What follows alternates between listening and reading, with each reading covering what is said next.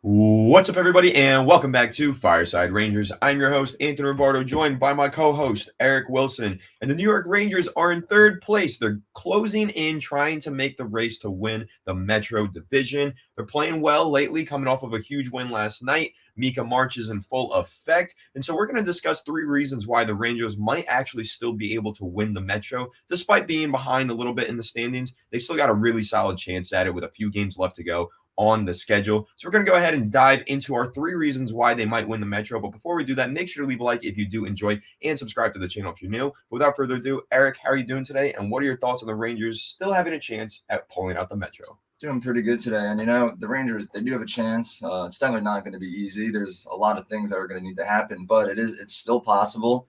They're only like 8 points behind Carolina for first place. So that's really just 4 games. And, Carolina's a good team, but there's still 13 games left in the season for the Rangers. And it's crunch time, really. Big game tonight against Nashville. It's not going to be an easy win, but Nashville is one of those teams in the West that's like looking to claw their way into a playoff spot. So they're going to be playing pretty hard. And I do believe the Rangers can win tonight, though, and hopefully close that gap a little more. Yeah, that would be nice. And of course, let's talk about Carolina because that's our number one reason why, or at least the first reason. Not going to rank them, but that's our first reason that we want to bring up to why the Rangers might still win the Metro. It's Carolina is struggling with injuries. Svechnikov to undergo season-ending knee surgery for his torn ACL. He's one of their best players, 64 games played this season with 55 total points. He's done for the year, and that's a huge loss for Carolina, who, yes, right now sits atop of the Metro Division, but that could quickly change. Yeah, and sorry for laughing as he was explaining that terrible injury that he's going through. It just took him a minute to learn not to say Svechnikov. But it is unfortunate to see a guy like Svechnikov out for the season. But looking at a terrible situation like that, the one positive thing that comes from it is it might give the Rangers a little wiggle room to make a little bit of a comeback here. And New Jersey's also only 1 point behind Carolina in the Metro standings right now, so chances are, if anyone's going to overtake Carolina for the division win, it might end up being New Jersey. But if they enter a little bit of a slump, that just leaves the Rangers as like a clear pathway to overtake both of them and enter the first spot right there. So obviously Carolina's a great team. Svechnikov isn't their only offensive asset, but it's definitely a really tough blow for them. And it's unfortunate to see, but their offense might not be as well as it was last season and so far this season without him on the ice for the remainder of the season. Yeah, and right now, if you take a look at it, Carolina with 98 total points, but again, they're not going to be in the same form that they were. They're on a 1-game win streak right now, but they're 6-4 in their last 10. And if you take a look at Carolina, New Jersey, and New York, the Rangers, that is, there is the last 10 games. You have 6-4 out of Carolina, 5-3-2 from New Jersey, and 7-1 from the New York Rangers. So we're the most in form right now. We're picking up steam at the right time. And again, seeing some of these other teams not playing their best hockey, Carolina struggling with some injuries, the Rangers might be getting hot at the right time and could potentially still make a push to win the division. And one of the other reasons why that we want to discuss is that it's March, which means Mika March magic. He's been insane. Last 5 games, 4 goals, 4 assists, 8 total points on the season, 69 games played, 75 total points on the year. Mika's been amazing. Eric, what are your thoughts on his performance and why is he so crucial to the success of the Rangers? I mean, Zibanejad's obviously incredible, and all Rangers fans know. I don't know why, but for some reason, the second it hits March, Mika Zibanejad just becomes like the best player in the NHL, and he starts scoring goals like game in, game out. He's over a point per game player in his last 5, as you just mentioned. I don't have the whole stats from the month so far, but I guarantee he has more points than the amount of games that we've played so far this month. And I think it really just helps to contribute to this new first line that we've seen as well with Panarin, Zibanejad, and Tarasenko. All 3 of them have been playing phenomenal recently. Zibanejad had a lot of multi-point games last night against Pittsburgh. Panarin had 2 goals, a couple of assists. I know Tarasenko also scored a goal. I think also had an assist. So it's just Zibanejad, just when he elevates his game to this level, it just influences the players around him and they become better as well. As we've mentioned recently, Panarin does need to be better. He's still having a little bit of like a giveaway problem, but since being separated from Patrick Kane, he's been a little bit better. And now just playing with Zibanejad, he's looked incredible. And yeah, just Mika March. It's magic. It's magic. But let's talk about that first line because obviously Gerard Gallant had to make a lot of lines changes following the trade for Patrick Kane. First lines weren't the best. They weren't really clicking. And so he went ahead, switched it up. And that first line is now Artemi Panarin, Mika Zibanejad, and Vladimir Tarasenko. And I know you really like this line. And this line is performing at a very high level right now. Why do you think it is that that trio of players is finding so much success? Well, one, it starts with Zibanejad. He's a great center. When he's scoring goals and playing well right there in the middle of the ice, it definitely just influences everything.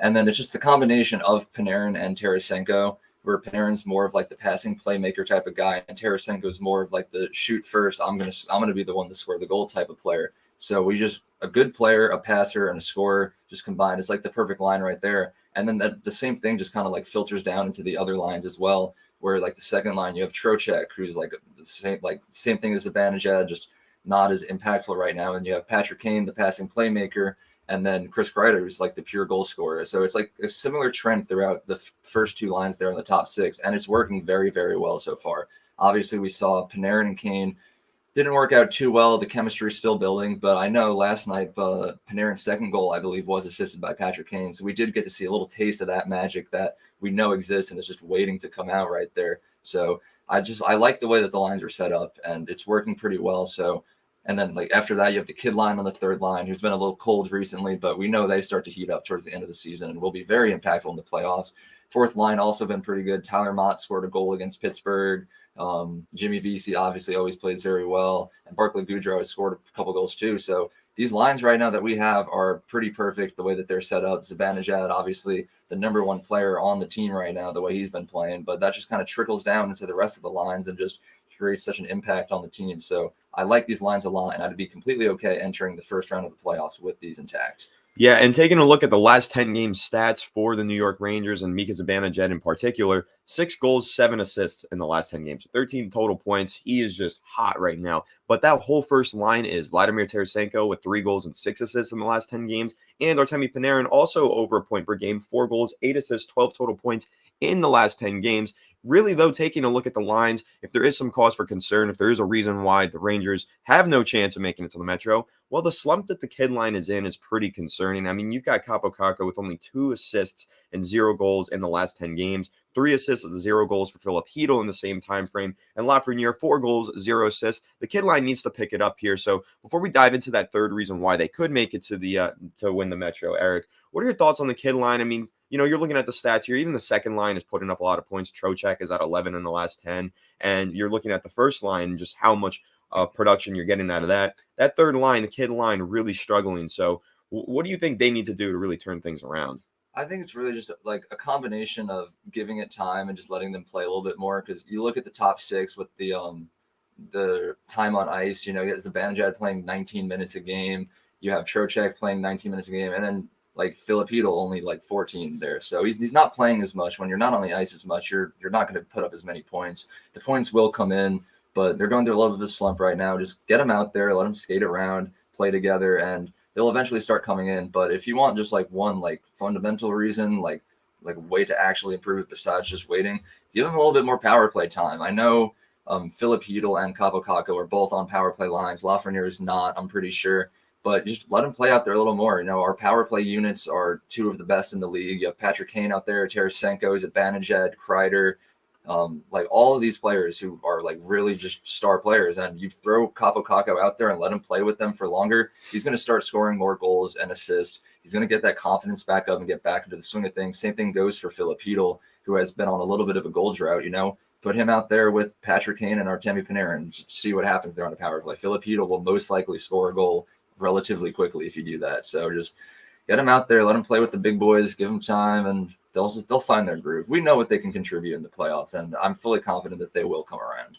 Yeah, and let's flip over to the defensive side of the puck, okay? Because that's going to be our third key here to winning the Metro and making this comeback. Well, the defense is really close to getting back to full health. Ryan Lindgren is day-to-day, but he's actually day-to-day this time. It's not like 2 weeks ago when he was day-to-day. He's very close to returning, and that's going to be a huge boost to the Rangers defense, obviously, who's actually picked it up in recent games. Only 2 goals allowed during back-to-back homestand against Pittsburgh. They're playing well right now, and that's without Ryan Lindgren. And Ryan Lindgren is soon to make his return, so once he's back in the lineup, I mean, this could be a pretty solid defensive group again.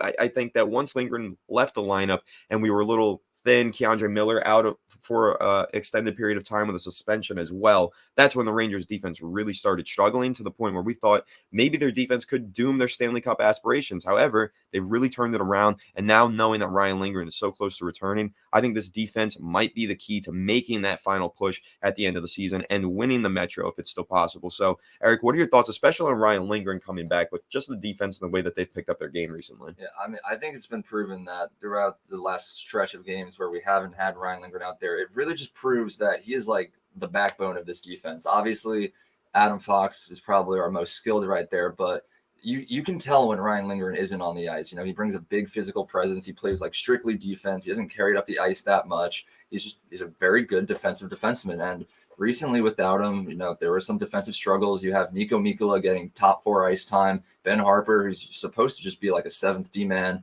to just like rotate through when we need him, has been getting too much ice time as well, like 16 minutes per game you're looking at right here. But right when Lindgren gets back, I think we're going to see like an instant boost. We've like the last 2 games against Pittsburgh, obviously a shutout from Igor, and then only 2 goals allowed in the first game. We've proven that we can make it work without Lindgren.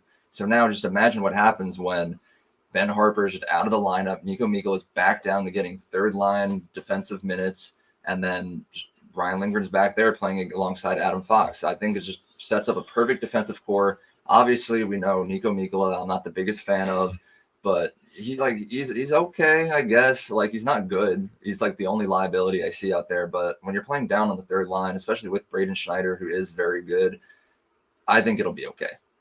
Yeah, and I mean, when you look at the time on ice for Nico Mikkola, 21 minutes on average over the last 10 games, that's a lot of time for him. It's too much time for him. Mm-hmm. Once he's down on that 3rd line, I think, a lot of your criticisms of him will kind of be invalid because he's just not going to be on the ice. He's not going to have as many opportunities to make mistakes. And again, like you said, playing alongside Braden Schneider, who's only getting 16 minutes. I mean, when you think about it, Mikkola getting that much more time than Braden Schneider per game, that's kind of like a really disproportionate time on ice split there. So I think that, again, once Ryan Lindgren's back in the lineup, this defense should be rock solid once again. And just tying it all together, the Rangers are just in a spot where they're getting hot at the right time. The offense is crushing it. The defense is starting to pick it up. Ryan Lindgren's coming back. I don't know. I'm pretty excited about this. So, Eric, I guess, where do you think the Rangers ultimately shake out here? Of course, I'll go through those standings again. First place, Carolina, 98 points. Second place, New Jersey, 95. And, of course, the Rangers in 3rd place with 90 points.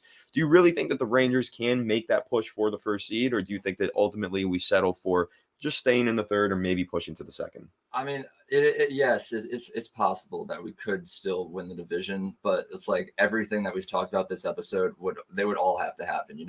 Who knows? Like Svechnikov being out for the rest of the season. Yeah, he's one of Carolina's best offensive forwards, but they still have a lot of offensive star power. So, like, even though they won't be the same as they were with him, they could still just keep winning games and just immediately just clinch the division.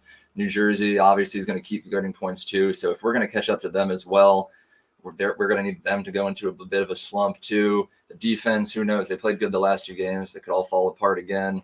And Zibanejad, who knows? He could fall off at any time too, knock on wood. But yeah, I think it's possible. But ultimately, we'll probably end up in 2nd or 3rd. Hopefully we can make that push for 2nd. Like if someone besides Carolina is going to win the division, I really see it being New Jersey. We would really need them to be in a slump in order to catch up, but it's possible. I think maybe we catch up for 2nd. I don't know about 1st, but hopefully. I hope we do. I will say, though, when you look at the standings in New Jersey, both 69 games played between New Jersey and the New York Rangers. But when you look at it, there's only 18 losses on the season for New Jersey and only 19 for the Rangers. It's 44, 18, and 7, 40, 19, and 10.